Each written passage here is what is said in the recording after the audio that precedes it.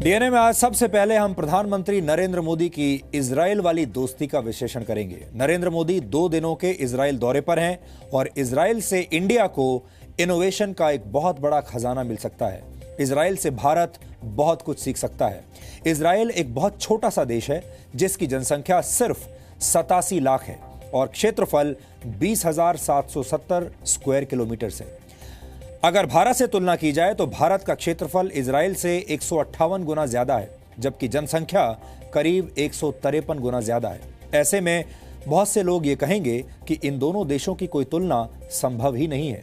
हम भी ये बात जानते हैं, लेकिन इनोवेशन जनसंख्या और क्षेत्रफल का मोहताज नहीं होता। नए नए आविष्कार और नई खोज कहीं भी हो सकती हैं। शायद इसीलिए इजराइल को इनोवेशन का केंद्र कहा जाता है। आतंकवाद से लड़ने के नए तरीके हों या खेती करने के नए फॉर्मूले हों, इजराइल ने दोनों ही क्षेत्रों में झंडे गाड़े हैं। आतंकवाद का मुकाबला कैसे किया जाता है और सूखी हुई जमीन पर खेती कैसे होती है, यह इनोवेशन इजराइल ने पूरी दुनिया को करके दिखाया है। इजराइल दुनिया के उन चुनिंदा देशों की लिस्ट में शामिल है जो आतंकवाद से किसी भी तरह का कोई समझौता कभी नहीं करते। आज इजराइल में बने हुए हथियार पूरी दुनिया में आतंकवादियों पर कहर बनकर बरसते हैं। इजराइल के इनोवेशन और स्टार्टअप्स पूरी दुनिया में छाए हुए हैं। इसलिए अगर भारत को विश्व गुरु बनना है तो आज हमें इजराइल से शिक्षा लेनी होगी। हमारी टीम प्रधानमंत्री नरेंद्र मोदी से पहले ही इजराइल पहुंच गई थी और हमने वहां से आपके लिए यह पूरा विश्लेषण तैयार किया है। हम आपको अपनी ग्राउंड रिपोर्ट्स दिखाएंगे, लेकिन सबसे पहले मैं आपको कुछ तस्वीरें दिखाना चाहता हूं। ये तस्वीरें आज शाम की हैं, जब भारत के प्रधानमंत्री नरेंद्र मोदी इजराइल के शहर टेल अवीव पहुंचे। नरेंद्र मोदी इजराइल की यात्रा करने वाले पहले भारतीय प्रधानमंत्री हैं। आज वहां उनके स्वागत के लिए एयरपोर्ट पर विशेष इंतजाम किए गए थे। इजराइल के प्रधानमंत्री बेंजामिन नेतन्याहू सारे प्रोटोकॉल तोड़कर प्रधानमंत्री मोदी का स्वागत करने के लिए खुद एयरपोर्ट पर मौजूद थे। यह अपने आप में बहुत बड़ी बात है, क्योंकि इजराइल के प्रधानमंत्री इससे पहले सिर्फ अमेरिकी राष्ट्रपति और पोप का स्वागत करने के लिए ही खुद एयरपोर्ट पहुंचे हैं। एयरपोर्ट पर नेतन्याहू ने प्रधानमंत्री मोदी का रेड कार्पेट वेलकम किया। नेतन्याहू ने नरेंद्र मोदी को बहुत गर्मजोशी के साथ गले लगाया और दोनों नेता बार बार एक दूसरे से हाथ मिलाते रहे और गले भी मिलते रहे। एयरपोर्ट पर ही एक छोटा सा मंच भी बना हुआ था, जहां प्रधानमंत्री मोदी के स्वागत में नेतन्याहू ने एक भाषण दिया। इस भाषण की शुरुआत में उन्होंने कुछ शब्द हिंदी में बोले। नेतन्याहू ने नरेंद्र मोदी से हाथ जोड़कर हिंदी में कहा, आपका स्वागत है मेरे दोस्त। इसके बाद भारत के प्रधानमंत्री नरेंद्र मोदी ने भी हिब्रू भाषा में उनका शुक्रिया अदा किया।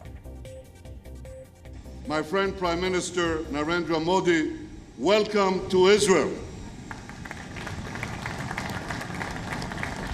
आपका स्वागत है मेरे दोस्त।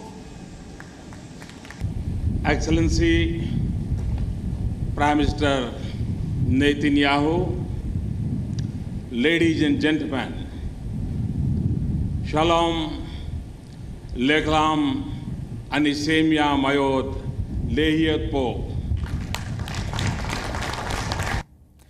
आपको याद होगा कुछ दिन पहले जब प्रधानमंत्री मोदी अमेरिका के दौरे पर गए थे तो अमेरिकी राष्ट्रपति डोनाल्ड ट्रंप और प्रधानमंत्री मोदी कई बार गले मिले थे और कुछ ऐसी ही तस्वीरें आज इजराइल के टेल अवीव में भी देखने को मिली। नरेंद्र मोदी और नेतन्याहू एयरपोर्ट पर ही 3 बार गले मिले। अब आपको प्रधानमंत्री मोदी के इजराइल दौरे से जुड़ी कुछ अहम जानकारियां पहले बता देते हैं। नरेंद्र मोदी इजराइल का दौरा करने वाले भारत के पहले प्रधानमंत्री हैं। प्रधानमंत्री नरेंद्र मोदी का यह दौरा ऐसे वक्त में हो रहा है जब भारत और इजराइल के डिप्लोमेटिक रिलेशंस यानी कूटनीतिक रिश्तों के 25 वर्ष पूरे हुए हैं। नरेंद्र मोदी की यात्रा के दौरान इजरायली प्रधानमंत्री पूरे वक्त उनके साथ रहेंगे। ऐसा कहा जाता है कि इजराइल के साथ भारतीय जनता पार्टी की सरकारों ने हमेशा अच्छे रिश्ते रखे। पूर्व प्रधानमंत्री अटल बिहारी वाजपेयी के जमाने में भी इजराइल के राष्ट्रपति एरियन शेरोन भारत की यात्रा करने वाले पहले इजरायली राष्ट्रपति बने थे। कांग्रेस की सरकारों पर यह आरोप लगते रहे हैं कि उन्होंने इजराइल को हमेशा नजरअंदाज किया। हालांकि पीवी नरसिम्हा राव के कार्यकाल में इजराइल के साथ भारत के कूटनीतिक रिश्तों की शुरुआत हुई थी औपचारिक रूप से। अपनी 48 घंटे की यात्रा में प्रधानमंत्री मोदी के कुल 18 कार्यक्रम हैं। इस दौरान दोनों देशों के बीच एक द्विपक्षीय वार्ता होगी। इसके अलावा प्रधानमंत्री मोदी इजरायल में भारतीय समुदाय से भी मिलेंगे। इसके बाद नरेंद्र मोदी की मुलाकात इजरायल की कंपनियों के सीईओ से होगी। पूरी दुनिया की नजरें इस बात पर टिकी हैं कि प्रधानमंत्री मोदी इजरायल के प्रधानमंत्री नेतन्याहू के साथ आतंकवाद के मुद्दे पर क्या बातचीत करेंगे।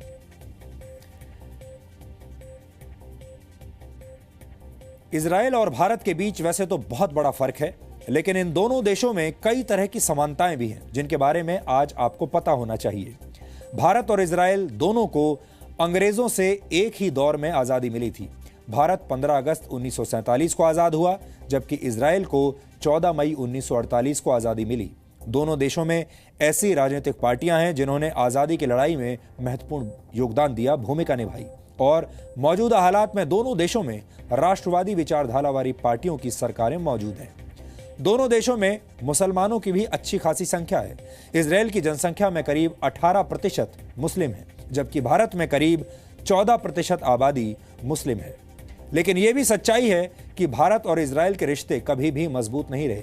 आप ये भी कह सकते हैं कि दोनों देश एक दूसरे के साथ कूटनीतिक रिश्तों को कभी खुलकर स्वीकार नहीं कर पाए। इजरायल ने संकट के समय में हमेशा भारत की मदद की है। 1999 के कारगिल युद्ध में भी इजरायल ने भारत को हथियारों की सप्लाई की थी, लेकिन अब वक्त बदल चुका है। वैसे दोनों ही देश आतंकवाद से पीड़ित हैं, दोनों देशों की लड़ाई आतंकवाद के साथ चल रही है, यह भी एक समानता है, और दोनों ही देश अपने अपने पड़ोसी देशों से भी काफी परेशान हैं, यह भी दोनों में एक समानता है। वैसे तो इजरायल से सीखने के लिए बहुत कुछ है, लेकिन आज हम आतंकवाद और खेती पर फोकस करेंगे। आतंकवाद से निपटने की जो नीति और इच्छा शक्ति इजरायल के पास है, वो किसी और के पास दिखाई नहीं देती। इजरायल एक ऐसा देश है जो आतंकवादियों से किसी भी तरह का समझौता कभी नहीं करता और उन्हें बर्दाश्त भी नहीं करता। इतिहास ऐसे उदाहरणों से भरा हुआ है जब इजरायल ने दुनिया के अलग अलग देशों में जाकर आतंकवाद का खात्मा किया है, उन देशों में घुसकर आतंकवादियों को मारा है। दरअसल आतंकवाद को सहना इजरायल के डीएनए में ही नहीं है। भारत चाहे तो इजरायल से बहुत कुछ सीख सकता है। इजरायल के पास दुनिया की सबसे खतरनाक खुफिया एजेंसी है जिसका नाम है मोसाद। मोसाद को इजरायल की किलिंग मशीन कहा जाता है। मोसाद अपने दुश्मनों को दुनिया के किसी भी कोने में मारने की क्षमता रखता है, और इजरायल से जो सीखने की बात है वो ये है कि किसी भी देश की सुरक्षा के लिए वहां की इंटेलिजेंस एजेंसीज का इफेक्टिव होना, मजबूत होना बहुत जरूरी है। मोसाद के कारनामों के बारे में हम आपको आगे बताएंगे, लेकिन उससे पहले यह जान लीजिए कि भारत इजरायल से और क्या क्या सीख सकता है। इजरायल पूरी दुनिया में अपने इनोवेशंस के लिए बहुत मशहूर है। वहां के स्टार्टअप बिजनेस पूरी दुनिया को चुनौती दे रहे हैं। इजरायल में इस समय कम से कम 6000 स्टार्टअप्स हैं। इजरायल दुनिया के सबसे छोटे देशों में से एक है जो चारों तरफ से अपने दुश्मन देशों से घिरा हुआ है। दुश्मन भी ऐसे जो इजरायल को किसी भी तरीके से किसी भी कीमत पर खत्म कर देना चाहते हैं। लेकिन इसके बावजूद इजरायल का हर दुश्मन उससे घबराता है, क्योंकि इजरायल ने खुद को सुरक्षा के लिहाज से अभेद बना लिया है और उसके पास हथियार और हिम्मत की कोई कमी नहीं है। ऐसे बहुत सारे देश हैं जिनके पास हथियार तो हैं लेकिन हिम्मत नहीं है, और ऐसे भी देश हैं जिनके पास हिम्मत है लेकिन हथियार नहीं है। लेकिन इजरायल ऐसा देश है जिसके पास हथियार भी हैं और उन्हें इस्तेमाल करने की हिम्मत भी है। इसके अलावा इजरायल अपने पानी के संरक्षण और खेती के नए नए तरीकों के लिए भी जाना जाता है। आपको याद होगा, इसी वर्ष अप्रैल में भारतीय सेना के मेजर नितिन गोगोई ने कश्मीर में एक पत्थरबाज को अपनी जीप के आगे बांध दिया था। पत्थरबाजों ने सेना को घेर कर रखा हुआ था, जिसके बाद अपनी सैनिकों की टीम को सुरक्षित निकालने के लिए मेजर नितिन गोगोई को इस पत्थरबाज को अपनी जीप से बांधना पड़ा था। हमारे देश में इन तस्वीरों को देखने के बाद बड़ा हल्ला मचा था, लोगों ने बहुत विरोध किया था। आपको ये जानकर हैरानी होगी कि पूरी दुनिया में आतंकवादियों और पत्थरबाजों से निपटने का ये तरीका सबसे पहले इजरायल ने ही इजाद किया था और वहां आज भी इसका इस्तेमाल होता है। इजरायल एक ऐसा देश है जो पथराव करने वालों और आतंकवादियों के खिलाफ जीरो टॉलरेंस की नीति पर काम करता है। इजरायल की डिफेंस फोर्सेज ने कई मौकों पर पथराव करने वालों को अपनी गाड़ी के साथ बांधकर पत्थरबाजों की फौज को रोकने का तरीका अपनाया है। इजराइल की डिफेंस फोर्सेस का पूरा फोकस दुश्मन को खत्म करने पर होता है। 5 सितंबर 1972 को जर्मनी के म्यूनिख शहर में ओलंपिक गेम्स के दौरान फिलिस्तीन के आतंकवादियों ने इजराइल के 11 खिलाड़ियों को बंधक बना लिया था। उस वक्त आतंकवादियों ने यह मांग रखी थी कि इजराइल की जेलों में बंद 234 फिलिस्तीनियों को रिहा किया जाए, तभी वो इन खिलाड़ियों को छोड़ेंगे। लेकिन इजराइल ने 2 टूक शब्दों में उनकी मांग मानने से इनकार कर दिया था, जिसके बाद इजराइल के इन खिलाड़ियों की हत्या कर दी गई थी। बाद में जवाबी कार्रवाई में इस हमले को अंजाम देने वाले 8 आतंकवादी मार दिए गए। इसके बाद इजराइल ने अपनी खुफिया एजेंसी मोसाद की मदद से उन सभी लोगों के कत्ल की योजना बनाई जिन्होंने इस हमले की साजिश रची थी। इस मिशन को ऑपरेशन रैथ ऑफ गॉड यानी ईश्वर का कहर कहा गया था। मोसाद के एजेंट्स दुनिया के अलग अलग देशों में जाकर करीब 20 साल तक इन गुनाहगारों को उनके अंजाम तक पहुंचाते रहे और वो तब तक नहीं रुके जब तक एक एक आतंकवादी मारा नहीं गया। इजराइल में पत्थरबाजों को भारत जितनी आजादी नहीं मिल सकती। इजराइल में किसी को भी इतनी आजादी नहीं मिलती कि वो अपने देश के एक पुलिस ऑफिसर को पीट पीट कर मार डाले, जैसा कि कश्मीर में होता है। आपको याद होगा, श्रीनगर में एक मस्जिद के बाहर जम्मू कश्मीर पुलिस के एक डीएसपी अयूब पंडित को भीड़ ने पीट पीट कर मार डाला था। लेकिन इजराइल में ऐसा करना असंभव है, क्योंकि वहां कोई पाकिस्तानी प्रेमी गैंग नहीं है, अफजल प्रेमी गैंग नहीं है, वहां मौजूद रह भी नहीं सकता। वहां भारत की तरह पाकिस्तान की भक्ति करने वाले पत्रकार नहीं है जो अखबारों में और टीवी चैनल्स में बड़े बड़े लेख लिखकर बहस करके देश के खिलाफ माहौल बनाते रहते हैं। इसलिए अगर भारत चाहे तो इजराइल से एटीट्यूड से लेकर टेक्निक तक बहुत कुछ सीख सकता है। आपका स्वागत है मेरे दोस्त। Shalom, Leklam, Anisemia Mayot, Lehiat Po.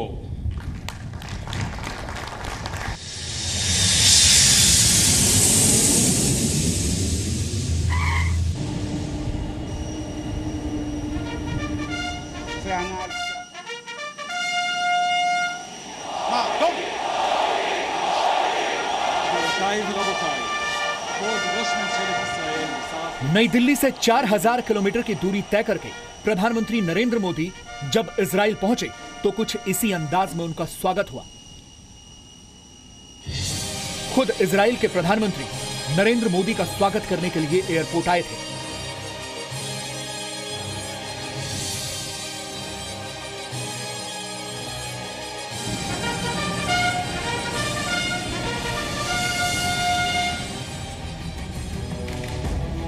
Bharat और इजराइल के अच्छे रिश्तों की शुरुआत अटल बिहारी वाजपेयी के समय 2003 में हुई थी। पुराने संबंध हैं, उन संबंधों को नया रूप दिया जा रहा है। हमारी दोस्ती बढ़ेगी, मित्रता और भी घनिष्ठ होगी। ये एक ऐतिहासिक यात्रा है और मुझे विश्वास है कि इसके परिणाम स्वरूप दोनों देश और अधिक निकट आएंगे। We are very much interested to develop and to strengthen our relations with India. We regard India to be one of the most important countries in the world.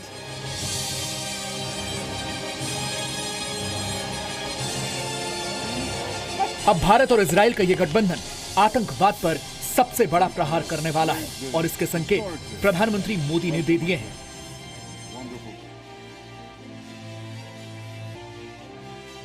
यह कहा जा रहा है कि भारत में आतंकी वारदात करने की पाकिस्तानी साजिश का आखिरी वक्त अब नजदीक आ गया है।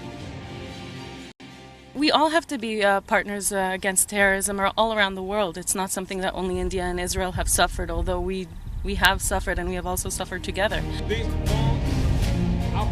क्योंकि पीएम मोदी और इजराइल के प्रधानमंत्री बेंजामिन नेतन्याहू की जोड़ी का सबसे घातक वार पाकिस्तान में चल रही आतंकवाद की फैक्ट्री पर ही होगा।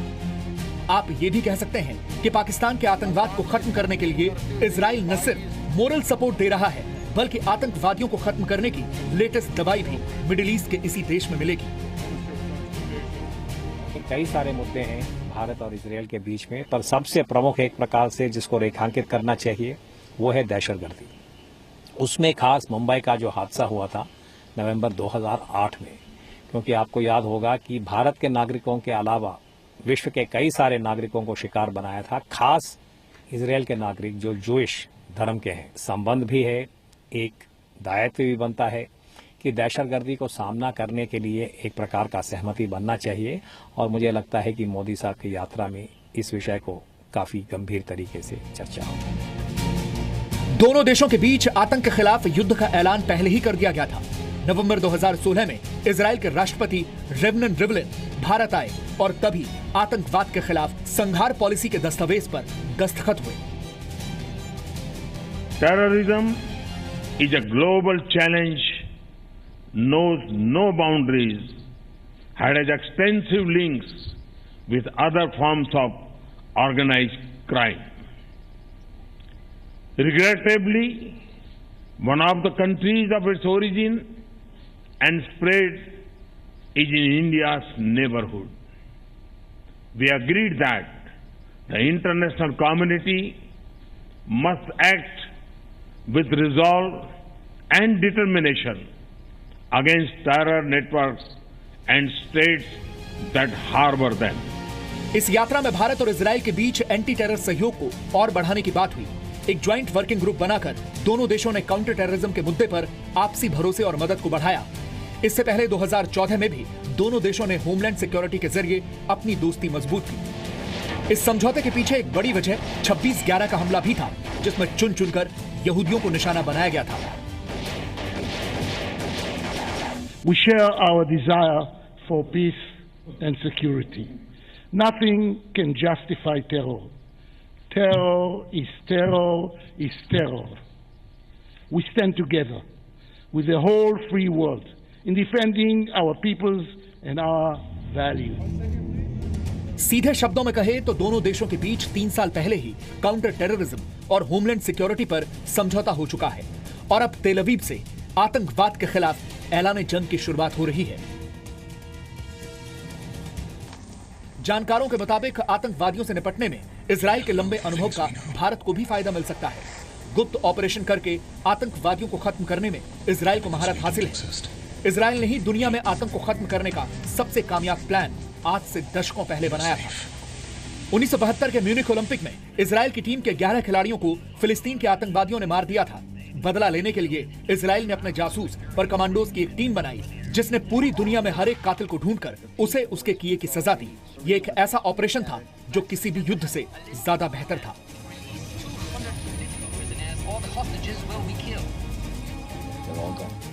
भारत अक्सर 26/11 और पठानकोट के मास्टरमाइंड आतंकी हाफिज सईद, मौलाना मसूद अजहर और 1993 बम ब्लास्ट की साजिश रचने वाले दाऊद इब्राहिम के खिलाफ पाकिस्तान से कार्रवाई की मांग करता रहा है, लेकिन इजराइल ने ऐसे आतंकियों का खात्मा करने की एक नई राह दिखाई है। अमेरिका का उदाहरण लीजिए, वो एक प्रकार का दुगलापन या उनकी जो पॉलिसी में आप देख सकते हैं कि ड्यूअल ट्रैक पॉलिसी है कि पाकिस्तान को भी समर्थन करते हैं, भारत को भी एक प्रकार से हमदर्दी दिखाते हैं, पर ये पाकिस्तान की जो स्पॉन्सरशिप है टेररिज्म का, चाहे लश्कर हो या जैश, उसको स्पष्ट शब्दों में निंदा नहीं करते हैं। परंतु इजराइल एक ऐसा देश है जो कि दहशतगर्दी, पाकिस्तान स्पॉन्सर टेररिज्म, चाहे लश्कर हो या कोई और, उसको बिना कोई हिचक वो कहते हैं कि ये पूरे क्षेत्र के लिए एक बहुत बड़ा खतरा है। दो दोस्तों के बीच रिश्तों की नई शुरुआत को आप ऐसा भी मान सकते हैं कि भारत इजराइल अब एक नई राह बना रहे हैं, और इसलिए ये एक ऐसा मोड़ है जहां से भारत और इजराइल का एक साथ मिलकर बढ़ना जरूरी है। हमारे राजद्वारी संबंधों के ये 25वां वर्ष है। राष्ट्र जीवन में 25 साल की यात्रा एक बहुत महत्वपूर्ण पड़ाव होता है। मैं समझता हूं कि आज वो टर्निंग पॉइंट पर हम खड़े हैं। ऐसे समय इजराइल के और मेरा जाना भारत के किसी भी व्यक्ति के लिए अस्वाभाविक नहीं है। मोदी और बेंजामिन की ये दोस्ती एक नए विश्व की स्थापना करने जा रही है, जिसमें हाफिज सईद, मसूद अजहर और दाऊद इब्राहिम जैसे आतंकवादियों के लिए कोई जगह नहीं होगी। इस दोस्ती के सामने पाकिस्तान और चीन जैसे दुश्मनों की साजिश भी फेल हो जाएगी, क्योंकि जब इंडिया इजराइल की यारी आबाद होगी तो आतंक के सभी सौदागर बर्बाद हो जाएंगे। तेल अवीव से राहुल सिन्हा के साथ ब्यूरो रिपोर्ट, जी मीडिया। हम आपको बता चुके हैं कि आतंकवाद को बर्दाश्त करना इजराइल के डीएनए में नहीं है। अब जरा इसके कुछ और उदाहरण भी आप देख लीजिए। 4 जुलाई 1976 को इजरायली सेना के कमांडोज ने ऑपरेशन जोनाथन नामक अभियान में 100 से ज्यादा बंधकों को बचाया था। इस मामले की शुरुआत तब हुई जब 27 जून 1974 को इजराइल से एथेंस के रास्ते पेरिस रवाना होने वाले एक यात्री विमान को 4 आतंकवादियों ने हाईजैक कर लिया था। इस विमान में 250 लोग सवार थे। फिलिस्तीन के समर्थक आतंकवादी इस विमान को युगांडा के एंटेबी शहर में लेकर गए थे।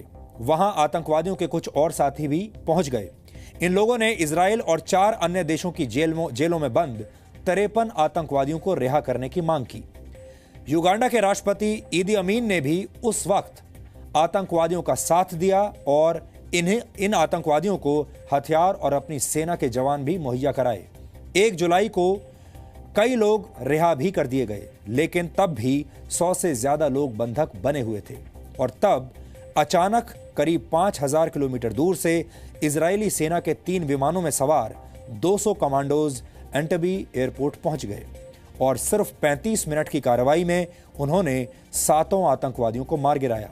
इसके अलावा इजराइल के कमांडोज ने युगांडा के 20 जवानों को मारकर अपने लोगों को रिहा करा लिया। इस कार्रवाई में इजरायली सेना के लेफ्टिनेंट कर्नल जोनाथन नेतन्याहू की मौत हो गई थी और ये वही व्यक्ति हैं जो मौजूदा प्रधानमंत्री बेंजामिन नेतन्याहू के छोटे भाई थे। यही वजह है कि आज प्रधानमंत्री नरेंद्र मोदी ने अपने भाषण में नेतन्याहू के इसी शहीद भाई का जिक्र किया। India applauds your achievements. Today is July 4. Exactly 41 years since Operation Entebbe. The day when your Prime Minister and my friend Bibi lost his elder brother Yoni while saving the lives of so many Israel hostages. Your heroes are an inspiration for the younger generations. अब हम आपको सीधे Jerusalem लेकर चल रहे हैं, जहां हमारे सहयोगी राहुल सिन्हा इस वक्त मौजूद हैं और राहुल सिन्हा उसी होटल पर मौजूद हैं जहां प्रधानमंत्री नरेंद्र मोदी ठहरे हुए हैं। राहुल, आपसे हम ये जानना चाहते हैं, हम अभी तक डीएनए में ये बात कर रहे थे कि भारत और इजराइल में क्या क्या समानताएं हैं और हम इजराइल से क्या क्या सीख सकते हैं। आप वहां कई दिनों से हैं, आप हमें बताइए आपको क्या क्या समानताएं मिली, क्या क्या हम सीख सकते हैं। और हम यहाँ ये भी बात कर रहे थे कि भारत में आपको अक्सर डिज़ाइनर पत्रकार मिल जाते हैं, डिज़ाइनर नेता मिलते हैं, अलगाववादी मिलते हैं। आप इजराइल गए, आपकी मुलाकात वहाँ मौजूद अलगाववादियों से हुई, डिज़ाइनर पत्रकारों से हुई और डिज़ाइनर नेताओं से हुई क्या?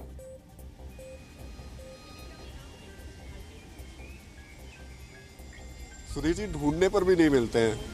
अगर इस मामले में कहा जाए तो यहाँ पर इजराइल में इन सब का अकाल है, सूखा पड़ा हुआ है और इस तरीके के लोगों के यहाँ रहने की गुंजाइश है भी नहीं। डिज़ाइनर पत्रकार हो, डिज़ाइनर भले ही नेता हो या फिर अलगाववादी या पत्थरबाज, इस तरीके के लोगों की यहाँ पर सरवाइव करने की कोई गुंजाइश यहाँ की सरकार ने छोड़ी नहीं है। यहाँ जब आप पहुँचते हैं तो एक चीज़ बड़ी अच्छी महसूस होती है, वो ये कि हर आदमी अपने राष्ट्र को लेकर, देश को लेकर के डेवलपमेंट में लगा हुआ है। उसका फोकस बड़ा क्लियर है, वो ऐसा काम कर रहा है जिससे उसका खुद का विकास हो और देश का भी विकास हो। यहाँ कोई बाकी ना तो किसी तरीके का आपको अलगाववाद देखने को मिलता है, ना यहाँ कोई अलग राज्य की बात होती है। हाँ, जो इनके लड़ाइयाँ चल रही हैं, चाहे वो फिलिस्तीन के साथ हो या गाजा में हमास, ये वो सारी चीज़ें अलग हैं। लेकिन उस सब के बावजूद जो इजराइल में रहने वाले लोग हैं, उनका फोकस बिल्कुल क्लियर है कि उन्हें डेवलपमेंट पे लेकर चलना है, उनको अपने देश को आगे बढ़ाना है। जी राहुल, हम आपसे ये भी जानना चाहते हैं, आतंकवाद के मुद्दे पर तो हम बहुत कुछ सीख सकते हैं इजराइल से, अपनी सुरक्षा को कैसे मजबूत करना है। हम खेती की भी बात कर रहे थे, इस मामले में तो ज़रूर इजराइल में सूखा पड़ा हुआ है जिनकी हम बात कर रहे थे, वहाँ ये सब करना पॉसिबल नहीं है जो कि भारत में लोग कर लेते हैं। लेकिन खेती के मामले में इजराइल में बहुत इनोवेशंस हुए हैं और आप भी इजराइल में जो जहाँ इस तरह की कृषि की जा रही है, तकनीक का इस्तेमाल किया जा रहा है, आप वहाँ होकर आए हैं, हमारे दर्शकों को वहाँ से कुछ बताइए।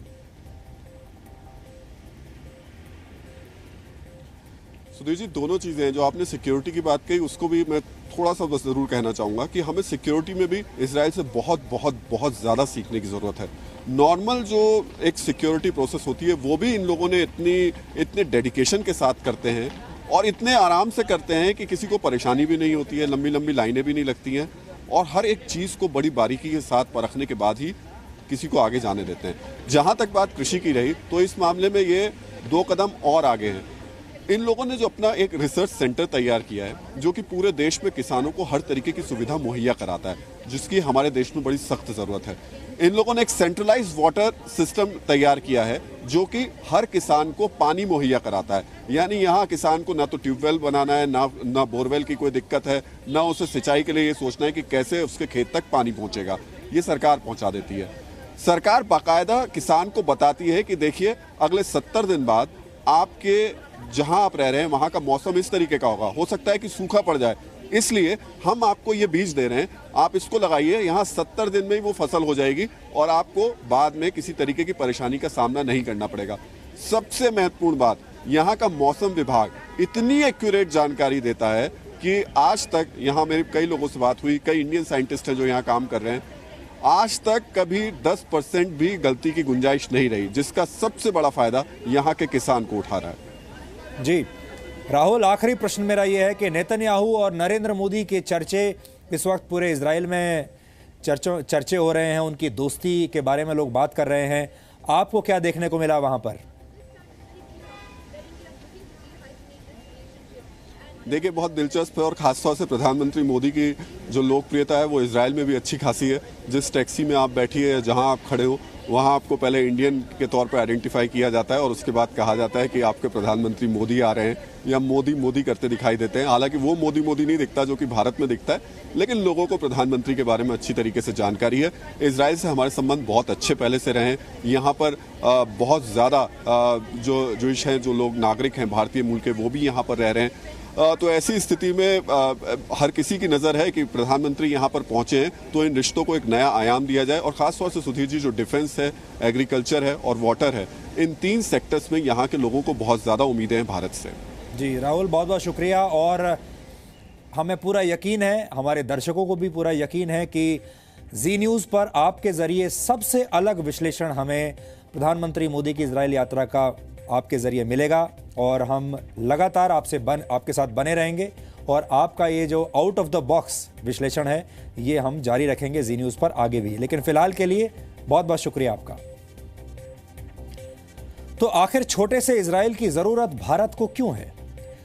हमने अपने विश्लेषण में आपके इस सवाल का जवाब देने की कोशिश की है, लेकिन भारतीय प्रधानमंत्री मोदी से जब यही सवाल इजराइल के मीडिया ने पूछा तो उन्होंने क्या जवाब दिया, ये अब आपको सुनना चाहिए। Shalom. Prime Minister Modi, thank you so much for receiving us here at your official residence in New Delhi. मैं भी आपके टीवी चैनल के माध्यम से इजराइल की जनता को सोलम कह करके प्रतीक्षा कर रहा हूं बहुत जल्द उनके बीच जाकर के उन सबको रूबरू में सलाम कहने की। What is the next phase, Prime Minister Modi, as a reformist? Where do you see your country 10 years from now? मेरी सरकार की कोशिश है भारत के युवाओं के सपनों का नया भारत बनाना। हमारा रास्ता है रिफॉर्म, परफॉर्म, ट्रांसफॉर्म। तो हम नई ऊंचाइयों को पार कर सकते हैं। भारत अपार संभावनाओं का देश है। नेक्स्ट जनरेशन इंफ्रास्ट्रक्चर पर बल देना है, चाहे रेल हो, रोड हो, वाटरवेज हो, ऑप्टिकल फाइबर नेटवर्क हो। उस इंफ्रास्ट्रक्चर पर हम बल देना चाहते हैं कि जो आधुनिक भारत का अधिष्ठान हो, कि जो मेरे गांव के क्वालिटी ऑफ लाइफ में बदलाव लाए, मेरे गरीबों की जिंदगी में बदलाव लाए। गरीब से गरीब व्यक्ति को सस्ती और अच्छी शिक्षा मिले, गरीब से गरीब व्यक्ति को रहने के लिए घर मिले। How can my country, Israel, fit into this vision of new India? Israel ने जिस विपरीत प्राकृतिक वातावरण में विकास किया है, जिसने दुनिया के हर किसी का ध्यान आकर्षित किया है। इतने कम समय में इजराइल ने अपने आप को जहां पहुंचाया है विकास के क्षेत्र में, उसकी सराहना सब कोई करते हैं। इजराइल कहते ही innovation, technology, startups, space, agriculture, optimum utilization, ये इजराइल की पहचान है। ये सारी चीजें ऐसी हैं जो भारत के साथ भी बहुत ही सुसंगत बैठती हैं। तो ये सारी चीजें ऐसी हैं जो इजराइल के साथ कंधे से कंधा मिला करके विकास की यात्रा को आगे बढ़ाने के काम आ सकती हैं। You refer to us as India's technological partner. What does this definition entail? Innovation किसी भी विकास यात्रा का सबसे बड़ा अधिष्ठान होता है। इजराइल लगातार इनोवेशन को बल देता रहा है। आज स्पेस टेक्नोलॉजी के क्षेत्र में हम लोग साथ काम कर रहे हैं। आपकी ताकत हमारी ताकत मिलकर के हम जमीन से आसमान तक हर क्षेत्र में साथ चल सकते हैं। We are so tiny, you are so huge, and you want us to cooperate to change the world. पहली बात है कि छोटे और बड़े का भेद ज्योग्राफिकल साइज से नहीं होता है। अगर भारत ये सोचे कि हम 1.3 बिलियन लोगों का देश है, जो हमारी बराबरी का रहेगा उसी से बात करेंगे, तो दुनिया में हम ही कहीं अकेले रह जाएंगे। तो मैं समझता हूं कि ये दोस्ती बहुत स्वाभाविक है। You have changed India's perception towards Israel 180 degrees. Was it easy to persuade the Indian people that this is a better approach? हमारे राजद्वारी संबंधों के ये 25वां वर्ष है। राष्ट्र जीवन में 25 साल की यात्रा एक बहुत महत्वपूर्ण पड़ाव होता है। मैं समझता हूं कि आज वो टर्निंग पॉइंट पर हम खड़े हैं। ऐसे समय इजराइल के और मेरा जाना भारत के किसी भी व्यक्ति के लिए अस्वाभाविक नहीं है। India's population is constituted of a vast Muslim minority. What can we in Israel learn from your experience in coexistence? पहले तो भारत एक विविधता भरा देश है। भारत का मूलभूत चिंतन है सर्वपंथ समभाव, हर एक के प्रति समभाव होना चाहिए। इसलिए विविधताओं को स्वीकारना ही चाहिए, उसका आदर भी करना चाहिए। एक बार हर किसी की विशेषता का आदर करते हैं, स्वीकार करते हैं, तो संघर्ष का एरिया रहता ही नहीं है। और भारत ने इसको जी करके दिखाया है। Prime Minister Netanyahu, who seems to be a good acquaintance of yours, will you ask him for a joint yoga session? खैर, मैं समझता हूं कि पूरे विश्व ने 21 जून को योगा में जिस उत्साह और उमंग से भाग लिया, इजराइल ने बड़े उत्साह और उमंग के साथ योगा दिवस मनाया। योग याद आना और आपको योग के महात्मा की याद आना, यही मेरे लिए बड़ी खुशी की बात है। और मैं आशा करता हूं कि आपके टीवी के माध्यम से दिन में कम से कम आधा घंटा आप इजराइल के लोगों को योग के संबंध में प्रशिक्षित करेंगे, तो शायद होलिस्टिक हेल्थ केयर की दुनिया में आपकी चैनल भी बहुत बड़ी सेवा करेगी। And this might be the solution to our region too. मुझे खुशी होगी। Prime Minister Modi, I thank you so much for your time. Much appreciated. तोदा रोबा। कुल मिलाकर इजराइल के पास ना तो हथियारों की कमी है और ना ही हिम्मत की। भारत से तुलना करें तो हमारे देश के पास हथियार तो हैं, लेकिन हिम्मत या कह लीजिए कि इच्छा शक्ति की थोड़ी कमी जरूर नजर आती है। अगर भारत इजराइल से इच्छा शक्ति का मंत्र ले ले तो फिर देश के दुश्मन भारत की तरफ आंख उठाकर भी देख नहीं पाएंगे।